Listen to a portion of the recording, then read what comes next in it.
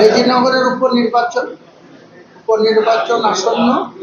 আগামী 2 মাসের মধ্যে রেজিনগর সহ নন্দীগ্রাম এবং বসিরহাট লোকসভা, 2টো বিধানসভা এবং 1টি লোকসভার উপনির্বাচন হবে। আমাদের খাস তালুক রেজিনগর। আমি এখানে 58,900 ভোটে বিজেপিকে হারিয়ে বিধায়ক হয়েছিলাম, আর তৃণমূলকে 3 নম্বরে পাঠিয়ে দিয়েছিলাম। 81,600 সিট ছিল আমার সঙ্গে। সেই সিট আমরা উপনির্বাচনে রেজিনগরের মানুষের সমর্থনে, দোয়া, সাপোর্ট নিয়ে পুনরায় জিতবো আমরা আত্মবিশ্বাসে।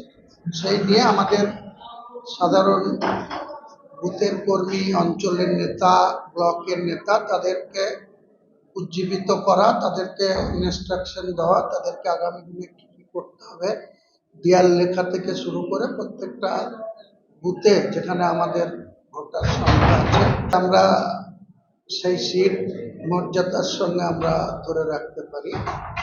নোংরামি করছে এখানকার প্রশাসন। পুরনো বিজেপিদের কোনো নোংরামি দেখছি না আমরা, কিন্তু যারা তৃণমূলের পা চেটে খেত, তৃণমূলের দালালি করতো, তারাই এখন বিজেপির দালাল হয়েছে। বিজেপির নবাগত বিজেপি মদতে পুলিশ প্রশাসনকে দিয়ে এসব করাচ্ছে। এসব করে পার পাবে না। এসব যত করবে তত আরো বিজেপি তাদের এই নোংরামি, তাদের এই প্রশাসনের যে দলদাস হওয়া, এটাকে মানুষ ঘৃণা করবে, আমরাও ঘৃণা করব। মানুষকে আরো জাগ্রত করব, আরো মানুষকে উজ্জীবিত করব।